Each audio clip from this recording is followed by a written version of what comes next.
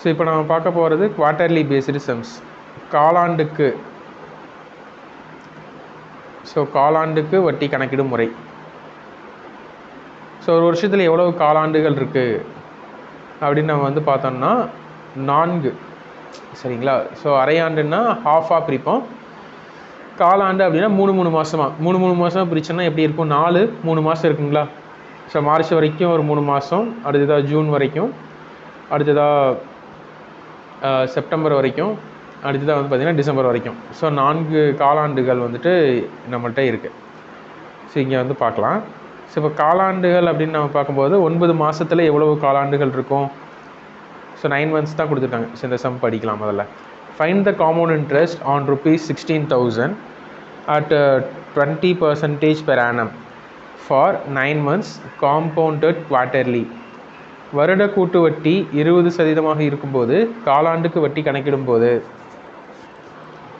கணக்கிடப்படுகிறது எனில் ரூபாய் 16,000க்கு 9 மாதங்களுக்கு கிடைக்கும் கூட்டு வட்டி என்ன அப்படிங்கிறதான் வந்து கொஷின். ஸோ இப்போ இதில் வந்து காலாண்டு 9 மாதங்கள் எவ்வளோ காலாண்டுகள் இருக்குது அப்படின்னு பார்த்தீங்கன்னா 3 காலாண்டுகள் இருக்குது. சரிங்களா? 3 மாதங்கள் இருக்கா? அதே போல் 20%ங்கிறது வந்து என்னென்னா பர் ஆனத்துக்கு தான். ஸோ ஒரு வருஷத்துக்கான வட்டி தான். ஒரு வருஷத்தில் 4 காலாண்டுகள் இருக்குது. அப்போ 4 காலாண்டுகள் இருக்குங்கும்போது இந்த 20ங்கிறது என்ன பண்ணிக்கலாம்? 4ஆக டிவைட் பண்ணிக்கலாம். ஸோ ஆர் வந்துட்டு அப்படின்னா எவ்வளோன்னா 5% தான். சரியா? ஸோ இப்போது இதை காலாண்டுகள் மொத்தம் 3 காலாண்டுகள் இருக்கா? ஃபஸ்ட்டு காலாண்டுக்கு என்ன வரும்? ஸோ 16,000 ஸோ 16,000 5%, 10% எவ்வளோ வரும்? 1,600. அதில் பாதி தான் வந்துட்டு 5%. 1,600ல் பாதி 800. சரியா? ஸோ நெக்ஸ்ட்டு அடுத்த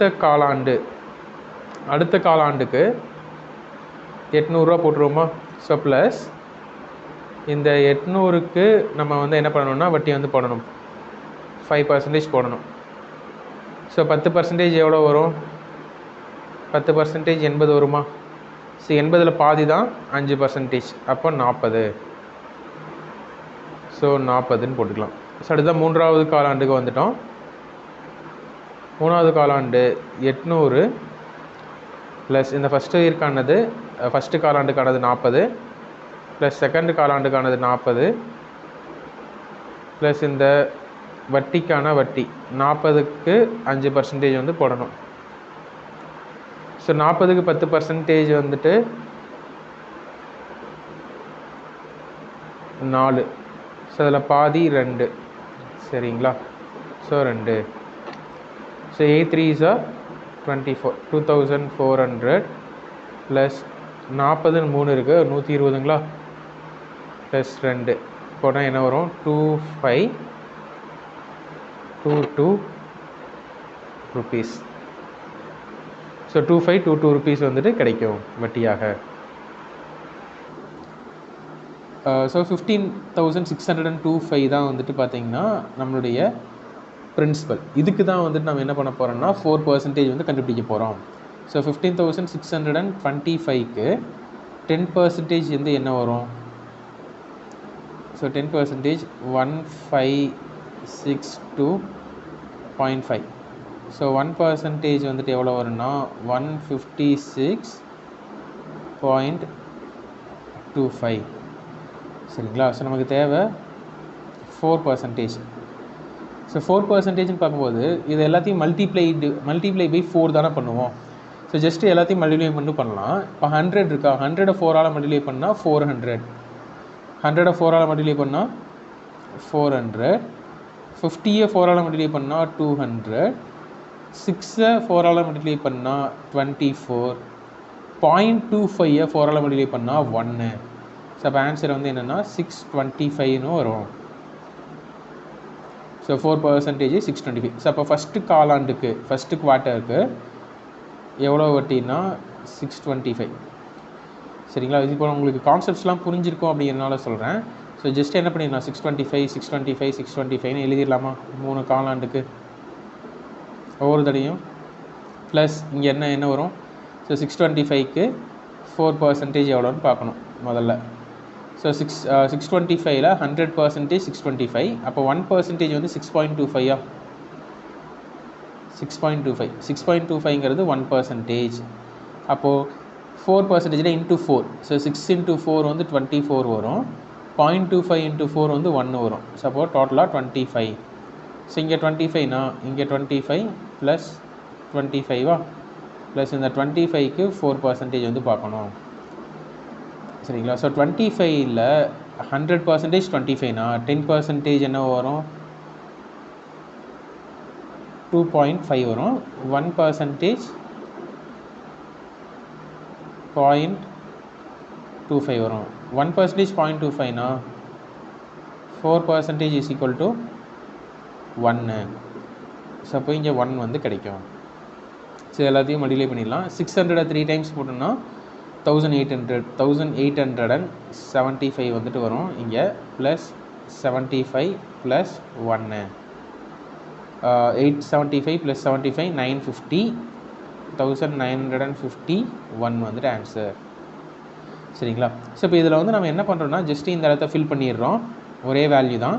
அடுத்ததாக இந்த இடத்த ஃபில் பண்ணுறோம், இதுவும் வந்து ஒரே வேல்யூ தான். சரிங்களா? ஸோ ஜஸ்ட்டு இதை ஒன்று மட்டும் கண்டுபிடிச்சிட்டு இதை ஒன்று கண்டுபிடிச்சிட்டிங்கன்னா இது ஃபுல்லாக ஃபில் ஆகிரும். ப்ளஸ் இந்த லாஸ்ட்டில் ஒன்று கண்டுபிடிக்கிறீங்க, இது எல்லாத்தையும் ஆட் பண்ணி ஆன்சர் வந்து போடுறோம். ஸோ இந்த கொஷின் வந்து என்னென்னா, த compound interest on ₹30,000 at 7% per annum is 4347. Then the period is ரூபாய் 30,000க்கு 7% ஆண்டு வட்டியில் கிடைக்கும் தொகை, கூட்டு வட்டி தொகை எவ்வளோ அப்படின்னு கேட்டிங்கன்னா 4347 4347 என்றால் எவ்வளோ ஆண்டுகளில் இது வந்து கிடைக்கும் அப்படின்னு வந்து கேட்குறாங்க.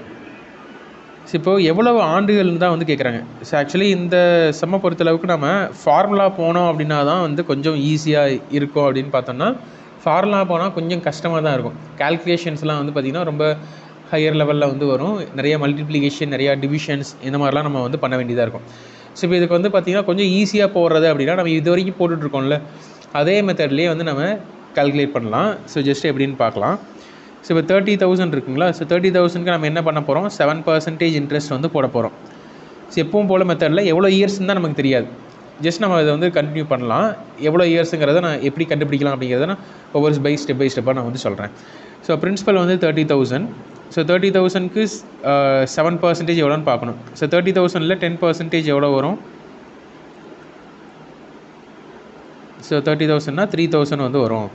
ஸோ 5% எவ்வளோ வரும் அப்படின்னு பார்த்தீங்கன்னா 1,500. 1% எவ்வளோ வரும் அப்படின்னு பார்த்தீங்கன்னா 300. 2% எவ்வளோ வரும் அப்படின்னு பார்த்தோம்னா 600. ஸோ அப்போது 5% + 2% வந்து என்னென்னா 7%. ஸோ 2,100. சரியா? ஸோ 2,100ங்கிறது தான் ஒரு வருஷத்துக்கான வட்டி. ஸோ அப்போ ஃபஸ்ட் இயர் வந்து நம்ம போடுறோம். ஃபஸ்ட் இயரில் எவ்வளோ வட்டி கிடைச்சிருச்சோ 2,100. செகண்ட் இயரில் எவ்வளோ வட்டி கிடைக்கும் அப்படின்னு பார்த்தீங்கன்னா 2,100 கிடைக்குமா? ப்ளஸ் 2,100க்கு நம்ம என்ன பண்ணணும்? 7% கண்டுபிடிக்கணும். ஸோ 7%லாம் கண்டுபிடிக்க வேணாம் இப்போதைக்கு. ஜஸ்ட் இதை மட்டும் நம்ம பார்க்கலாம். ஜஸ்ட் இதை மட்டும் அனலைஸ் பண்ணுங்கள். 2,100 வந்துட்டு எவ்வளோ வரும்? 4,200. அதாவது நான் 2 வருஷத்துக்கு வட்டி போடுறேன் நார்மலாக அப்படின்னு பார்த்தீங்கன்னா 4,200 கிட்ட வரும். ப்ளஸ் இதுக்கு ஒரு 7% வந்து நான் போட்டேன் அப்படின்னா எனக்கு என்ன கிடைச்சிரும்? 4,347 கிடைச்சிருமா மோஸ்ட்லி? இல்லை, எனக்கு டவுட்டாக இருக்குது அப்படின்னா நான் டேரெக்டாக தேர்ட் இயர் நான் கண்டுபிடிக்க போகிறேன். தேர்ட் இயருக்கு நான் 2,100ன்னு போட்டேன்னு வச்சுக்கோங்களேன். என்ன வரும்? 4,200 + 2,100 ரெண்டு சேர்த்துன்னா 6,300. நமக்கு தேவையான வட்டியே 4,347 ரூபா தான். ஆனால் இந்த வட்டி வந்து பார்த்திங்கன்னா 6,000க்கும் மேலே போகுது. அப்போ 3 வருஷம் போட்டோம் அப்படின்னா 6,000க்கு மேலே போயிடும். அப்போ ஆன்சர் வந்து என்னவாக தான் இருக்கும்? 2 வருஷமாக தான் இருக்கும்.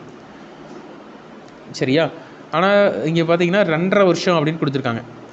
ஸோ 2.5 வருஷமாக இருக்கிறதுக்கு வாய்ப்பு இருக்குமோ அப்படின்னு நமக்கு வந்துட்டு தோணலாம். அப்போ அரை வருஷத்துக்கான வட்டி எவ்வளோன்னு பாருங்கள். ஸோ 2100ன்னு நம்ம போடுறோம் ஒரு வருஷத்துக்கு. அரை வருஷத்துக்கு வட்டி 1000 ரூபானா மினிமம் 1000 ரூபானாச்சும் இருக்கும் தானே. ஸோ அப்போ அந்த 1000 ரூபான்ட்டு இந்த 4200 சேர்த்திங்கன்னா கூட என்ன ஆயிடுது, 5200ன்னு போயிடுது. ஆனால் நமக்கு தேவை 4347 தான்.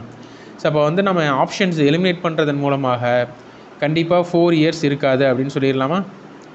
4 இயர்ஸ் இல்லை, 3 இயர்ஸும் இல்லைன்னு நம்ம கண்டுபிடிச்சிட்டோம்.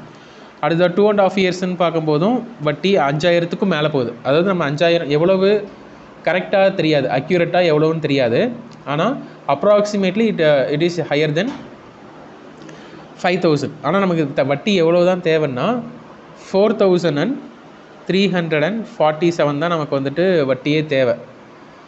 ஸோ அப்போ அது என்னவோ தான் ஆன்சர் இருக்க முடியும், 2 இயர்ஸாக தான் இருக்க முடியும். சரிங்களா. இதை வந்துட்டு ஜஸ்ட்டு ஆப்ஷன் எலிமினேஷன் மெத்தடில் தான் வந்து போடுறோம், ஈஸியாக வந்து கம்ப்ளீட் பண்ணலாம். ஸோ இதில் எதுவும் டவுட்ஸ் இருக்கா?